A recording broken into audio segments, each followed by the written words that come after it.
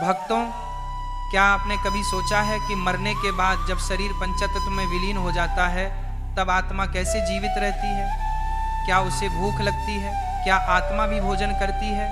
तो भक्तों, आज हम खोलेंगे गरुड़ पुराण के उन पन्नों को जिनमें छिपा है वह रहस्य, जिसे जानकर आप भी हैरान रह जाएंगे। आज आपको जीवन और मृत्यु से जुड़ा, साथ ही आत्मा और परमात्मा से संबंधित एक अनोखा ज्ञान प्राप्त होने वाला है।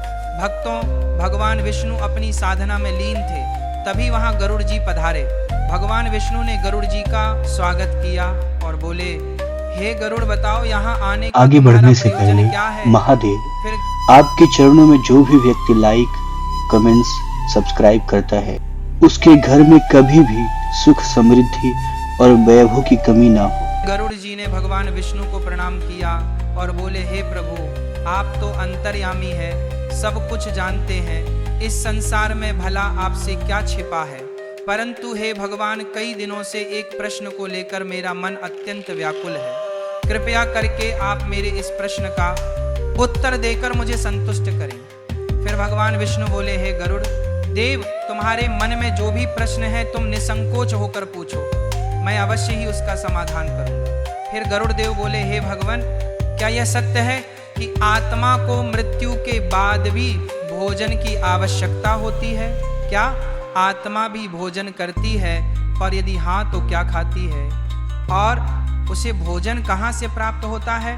भक्तों, फिर भगवान विष्णु मंद मुस्कान के साथ बोले, हे गरुड़, आपने बहुत ही उपयुक्त प्रश्न किया है जो संपूर्ण संसार के कल्याण के लिए आवश्यक है। हे गरुड़, मृत्यु केवल शरीर की होती है, आत्मा अमर है, परंतु वह भी भूख और प्यास का अनुभव करती है।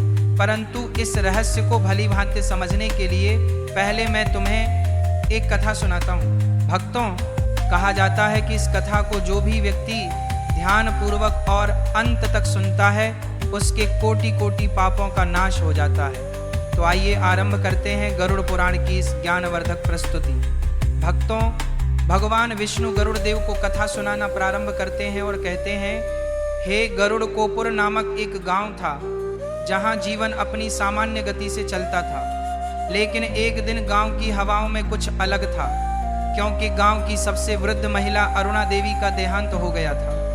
वे धार्मिक, संयमी और अत्यंत श्रद्धालु महिला थी। उनकी वृद्ध देह वर्षों की सेवा और साधना का प्रतीक बन चुकी थी, परंतु जिस क्षण उनके प्राण निकले उसी क्षण कुछ ऐसा घटा जिसने उनके परिवार और विशेष रूप से उनके बेटे सोहन की जिंदगी को पलट कर रख दिया। सोहन एक सरकारी कर्मचारी था जो शहर में निवास करता था। सूचना मिलने पर वह गांव लौटा तो आया, परंतु तब तक उसकी माता का अंतिम संस्कार संपन्न हो चुका था। वह बोला, अब क्या ही किया जा सकता है, माँ को मोक्ष मिल गया होगा।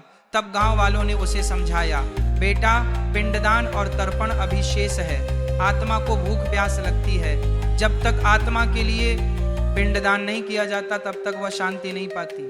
परंतु सोहन इस बात को महज एक अंधविश्वास समझता था।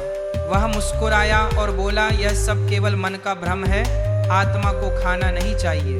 वह रात थी, तीसरे प्रहर का समय, गहन नीरवता और सन्नाटे के बीच सोहन अपनी माँ के ही कमरे में सो गया। गहरी नींद में डूबा हुआ था जब उसे एक स्वप्न आया, परंतु वह सपना नहीं था। एक चेतावनी कमरे में अंधेरा छाया हुआ था और उसी अंधेरे में एक धुंधली आकृति प्रकट हुई और फिर माँ की आवाज आई। बेटा, यह स्वर सुनते ही सोहन चौंक पड़ा। उसने देखा माँ सामने खड़ी थी, पर उनका चेहरा पीला पड़ चुका था, आंखें गहराई में डूबी हुई थी और तन पर वही पुरानी साड़ी थी जो वे हमेशा पहनती थी। माँ बोली, मुझे भूख लगी है। सोहन कांप उठा, आपको भूख, लेकिन आप तो, माँ का स्वर अब करुणा और पीड़ा से भर चुका था। बेटा, शरीर चला गया है पर आत्मा जीवित है। जब तक तुम तर्पण और पिंडदान नहीं करोगे मैं तृप्त नहीं हो सकूंगी। मेरा सूक्ष्म शरीर तड़प रहा है। अचानक कमरे की दीवारें हिलने लगी, माँ की छाया धुएं में बदल गई और सोहन की नींद टूट गई। उसका शरीर पसीने से तरबतर था, दिल तेजी से धड़क रहा था। सुबह होते ही सोहन हड़बड़ा कर उठ बैठा। वह सपना अब भी उसकी आंखों के सामने घूम रहा था। वो सोचने लगा, क्या माँ सच में भूखी है या ये सब केवल मेरा भ्रम है या फिर कोई संकेत। ठीक उसी समय गांव के पुजारी घर आ पहुंचे। वे बोले, बेटा तुम्हारे पिता ने भी एक बार तुम्हारे दादा के लिए पिंडदान नहीं किया था, तब भी घर में अजीब घटनाएं होने लगी थी। तुम्हारी माँ धार्मिक और संयमी थी, इसलिए वे तुम्हें संकेत दे रही हैं। अब भी समय है। पिछली रात जो कुछ हुआ उसने सोहन की सोच ही बदल दी। वह अब यह जानना चाहता था कि क्या आत्मा को सचमुच भूख लगती है, क्या यह सब केवल एक सपना था या गरुड़ पुराण में सचमुच इसका कोई प्रमाण मिलता है। तब वह गांव के वृद्ध और विद्वान पंडित त्रिभुवन शर्मा के पास गया। पंडित जी ने गरुड़ पुराण का संदर्भ खोलते हुए कहा, बेटा जब कोई जीव इस शरीर को त्यागता है तब उसकी आत्मा सूक्ष्म शरीर में प्रवेश करती है। यह सूक्ष्म शरीर ही उसका अस्थाई माध्यम बनता है, जिसके द्वारा वह अपने कर्मों के अनुसार यमलोक की यात्रा करती है। परंतु यह यात्रा तुरंत नहीं होती। मृत्यु के बाद आत्मा कम से कम 10 दिन तक इस पृथ्वी पर ही रहती है। वह अपने घर, अपने प्रियजनों के आसपास ही भटकती है, लेकिन अब वह किसी को छू नहीं सकती, अपनी बात कह नहीं सकती, बस अनुभव करा सकती है। अकेलापन, पीड़ा और भूख जिस प्रकार स्थूल शरीर को भोजन चाहिए होता है, उसी प्रकार सूक्ष्म शरीर को भी एक प्रकार के आध्यात्मिक पोषण की आवश्यकता होती है। यह पोषण तिल, जल, तर्पण और पिंडदान के माध्यम से आत्मा को प्राप्त होता है। आत्मा को शांति तभी मिलती है जब उसके लिए तर्पण, श्राद्ध और पिंडदान विधि पूर्वक संपन्न किए जाएं। गरुड़ पुराण में स्पष्ट लिखा है, यदा यदा शरीरम त्यक्त्वा आत्मा यमलोकम गच्छति तथा तस्मै तर्पणम न दत्तम चेत आत्मा क्षुधा भवति। अर्थात जब आत्मा शरीर को त्याग कर यमलोक की ओर जाती है और यदि उसके लिए तर्पण न किया जाए तो वह भूख से व्याकुल हो जाती है। हाँ, केवल शास्त्र नहीं कहते, यह अनुभव जन्य सत्य भी है। आत्मा को भोजन नहीं, स्मरण और श्रद्धा से की गई तर्पण क्रिया चाहिए होती है।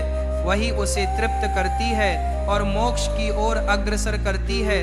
तब सोहन ने उत्सुकता से प्रश्न किया, लेकिन आत्मा तो अदृश्य होती है, वह भोजन को कैसे ग्रहण करती है? पंडित त्रिलोचन मुस्कुराए और बोले, बहुत अच्छा प्रश्न किया तुमने बेटा। सच है, आत्मा स्वयं भोजन नहीं कर सकती क्योंकि उसमें स्थूल शरीर नहीं होता। परंतु जब परिवारजन श्रद्धा और विधि पूर्वक मंत्रों के साथ तर्पण और पिंडदान करते हैं तो वह भोजन सूक्ष्म ऊर्जा के रूप में आत्मा तक पहुंचता है। आत्मा पदार्थ नहीं, भाव को ग्रहण करती है। यदि तर्पण, श्रद्धा, प्रेम और समर्पण से किया गया तो आत्मा तृप्त हो जाती है, लेकिन यदि इसे उपेक्षा से किया गया या बिल्कुल नहीं किया गया तो आत्मा भूखी और असंतुष्ट रह जाती है। यह सुनकर सोहन भयभीत हो उठा। उसके हृदय में भय और अपराध बोध की लहर दौड़ गई। तब पंडित जी गंभीर स्वर में बोले, जब आत्मा की भूख शांत नहीं होती तो वह धीरे धीरे क्रोधित, व्याकुल और बेचैन हो जाती है। कई बार वह घर के लोगों को संकेत देती है। स्वप्नों में आना, अजीब घटनाएं होना, किसी की तबीयत बिगड़ना, घर में अशांति फैलना, यहाँ तक कि पितृदोष उत्पन्न हो जाना, ये सब आत्मा की असंतुष्टि के लक्षण होते हैं।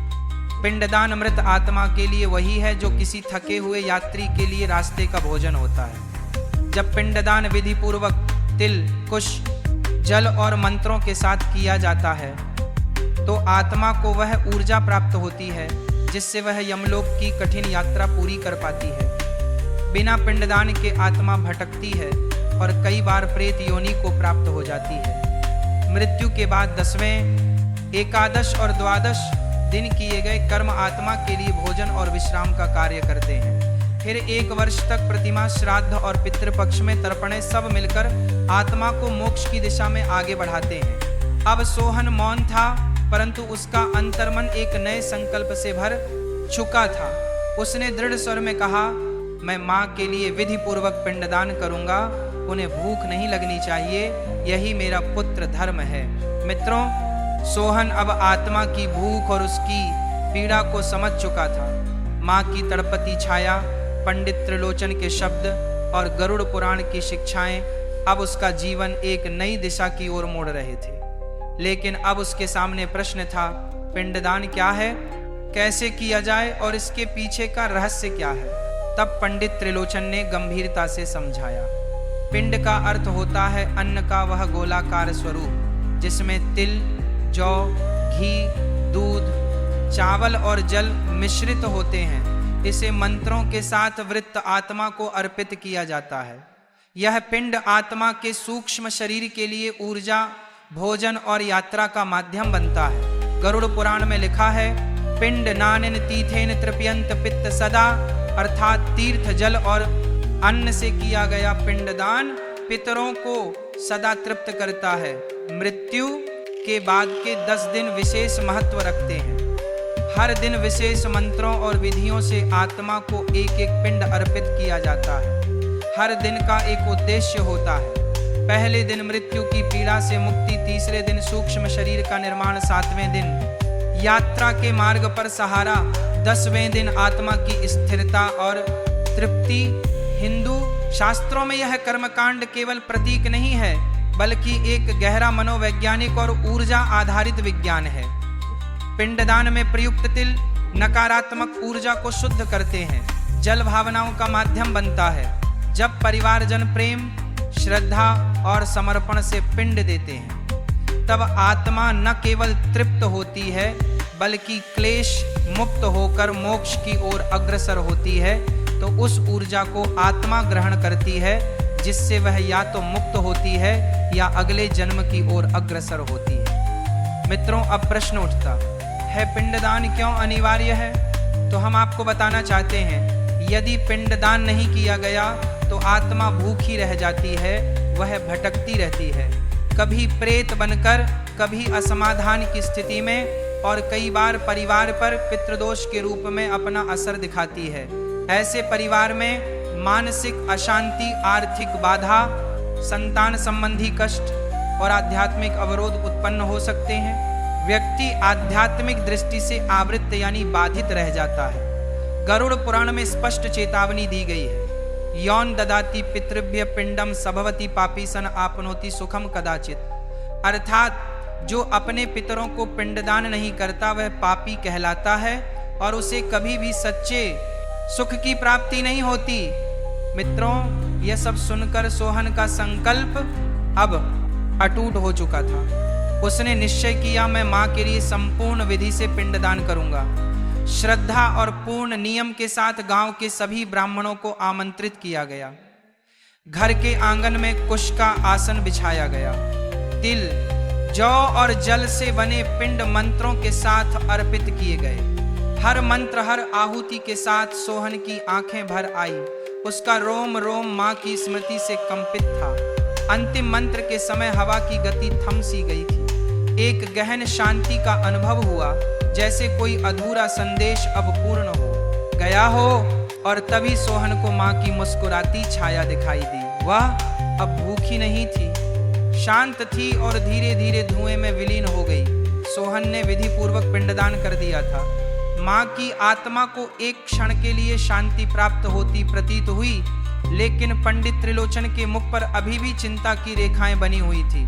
सोहन ने सहमे स्वर में पूछा, क्या अब मां को पूर्ण शांति मिल गई?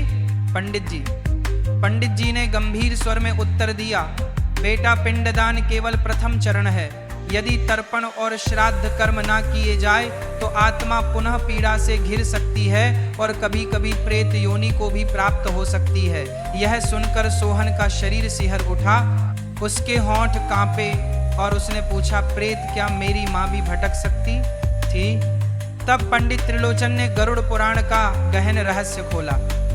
गरुड़ पुराण में वर्णन है कि जब आत्मा को समय पर पिंडदान, तर्पण, श्राद्ध और यम नाम की क्रियाएं नहीं मिलती तो वह आत्मा स्थूल जगत के प्रति आसक्त हो जाती है। वह संसार को छोड़ नहीं पाती। भूख, मोह, परिवार की चिंता और अधूरी इच्छाएं उसे बांध लेती हैं। तब वह आत्मा पिशाच, प्रेत या भूत जैसी योनियों में प्रवेश कर सकती है। जो व्यक्ति पाप कर्मों के साथ मृत्यु को प्राप्त होता है और जिसे तर्पण नहीं मिलता, वह प्रेत योनि को प्राप्त करता है और बंधन में फंसा रहता है। यह योनि कोई स्थायी नरक नहीं बल्कि एक बीज की अवस्था है, जहां आत्मा ना तो पूर्ण रूप से मृत होती है ना ही पूर्णतः जीवित। वह हर समय अशांति में रहती है, किसी माध्यम से संवाद करना चाहती है, अपनी तरफ व्यक्त करना चाहती है। सोहन का हृदय कांप उठा। उसने घबरा कर पूछा, मैंने तो माँ का पिंडदान कर दिया, फिर भी क्या वे भटक सकती थी? पंडित त्रिलोचन बोले, यदि तर्पण और वार्षिक श्राद्ध ना किए जाए, यदि परिवार उन्हें स्मरण ना करें तो पिंडदान की शक्ति क्षीण हो जाती है और आत्मा फिर से उस भूख, उस अधूरी इच्छा की ओर लौट सकती है। लेकिन बेटा, तुम्हारे संकल्प, तुम्हारी श्रद्धा और तुम्हारा प्रेम माँ की आत्मा को आगे ले जाने की राह देगा, यदि तुम नियमित तर्पण और श्राद्ध करते रहो।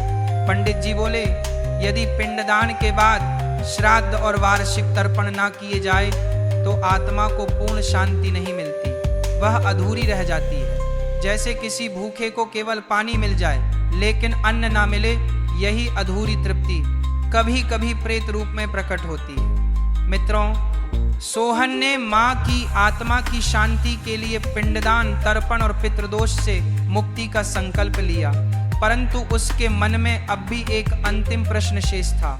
क्या आत्मा वास्तव में भोजन करती है? यदि हाँ, तो कैसे? इस गढ़ प्रश्न को लेकर वह पुण्य नगरी गया, जहां एक महान तपस्वी और ऋषि गरुड़ पुराण केता ऋषि त्रिलोचन विराजमान थे। वह उनके पास पहुंचा और अपनी जिज्ञासा रखी।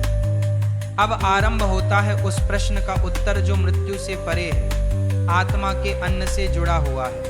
निश्चित त्रिलोचन ने गंभीर स्वर में कहा, वत्स, गरुड़ पुराण में स्वयं भगवान विष्णु ने गरुड़ जी से कहा है, देहम विहीनोपि जीवो आत्मा न त्याजति भोजनाभिलाषाम, अर्थात शरीर छूट जाने पर भी आत्मा भोजन की इच्छा नहीं त्यागती। आत्मा एक सूक्ष्म शरीर में विचरण करती है जिसे लिंग शरीर कहा गया है। यह शरीर स्थूल भौतिक अन्न तो नहीं खा सकता, परंतु ऊर्जा रूप में श्रद्धा, भावना और अन्न की तरंगों को ग्रहण करता है। मित्रों, आत्मा को भोजन कब और कैसे प्राप्त होता है, यह जानना अत्यंत आवश्यक है। तो हम आपको बताते हैं, आत्मा को भोजन 3 विशेष धार्मिक कर्मों से प्राप्त होता है। पहला है पिंडदान। पिंड यानी चावल, तिल, जौ, घी, दूध और कुश से बने अन्न गोलाकार रूप में मंत्रों के साथ आत्मा को अर्पित किए जाते हैं। यह आत्मा के लिंग शरीर को ऊर्जा और संतोष प्रदान करता है। श्रद्धा से किया गया पिंडदान भौतिक अन्न की तरह आत्मा को तृप्त करता है, परंतु सूक्ष्म स्तर पर ऊर्जा के रूप में। दूसरा है तर्पण। तर्पण में तिल, जल और मंत्रों के साथ पितरों का आह्वान कर उन्हें अर्पण किया जाता है। इससे आत्मा को शांत व संतुष्ट करने वाली ऊर्जा तरंगे प्राप्त होती है। यह एक प्रकार का भावना आधारित जलदान होता है जो आत्मा की तृष्णा को शमित करता है। तीसरा है श्राद्ध भोज। श्राद्ध में योग्य ब्राह्मणों को आदर पूर्वक भोजन कराया जाता है। यह केवल सामाजिक कर्तव्य नहीं बल्कि आत्मा के लिए प्रतीकात्मक अन्नदान होता है। जिस श्रद्धा और प्रेम से भोजन कराया जाता है वह सब सूक्ष्म रूप में आत्मा तक पहुंचता है और उसे मानसिक संतोष व पुण्य की ऊर्जा प्राप्त होती है। आर्षि त्रिलोचन बोले, वत्स, जब ब्राह्मणों के मुख से मंत्र निकलते हैं, जब पिंड अर्पित होता है, जब तिल से जल गिरता है और जब भोजन में श्रद्धा का स्वाद होता है तो वह सब ऊर्जा बनकर आत्मा तक पहुंचता है। यदि यह सब विधि पूर्वक किया जाए तो आत्मा को न केवल संतोष मिलता है बल्कि वह आगे की यात्रा के लिए बल, मार्ग और गति प्राप्त करती है। अन्यथा वह कहीं बीच में ठहर जाती है और वही रुकावट कभी कभी हमारे जीवन में पितृदोष बनकर उभरती है। यह केवल कर्म कांड नहीं बल्कि एक अदृश्य संवाद है हमारे और उन आत्माओं के बीच जो कभी हमारे माता पिता, दादा दादी या परिवार के अन्य सदस्य रहे हैं। अब सोहन सब समझ चुका था। उसके सामने केवल एक ही लक्ष्य था, माँ की आत्मा को पूर्ण तृप्ति और मोक्ष की ओर ले जाना। मृत्यु अंत नहीं है बल्कि आत्मा की एक नई यात्रा का आरंभ है। पिंडदान, तर्पण और श्राद्ध यह केवल कर्म नहीं बल्कि उन अदृश्य रिश्तों का सम्मान है जो शरीर से नहीं आत्मा से जुड़े होते हैं। जो हमने प्रेम से जिया उसे श्रद्धा से विदा करना ही हमारा पुत्र धर्म है। यदि आपने आज कुछ सीखा है तो एक बार आंखें बंद कर अपने पितरों को स्मरण कीजिए और संकल्प लीजिए कि आप उन्हें भूखे नहीं छोड़ेंगे। यही है सच्चा मोक्ष का मार्ग। तो भक्तों, इसी के साथ यह कथा समाप्त होती है।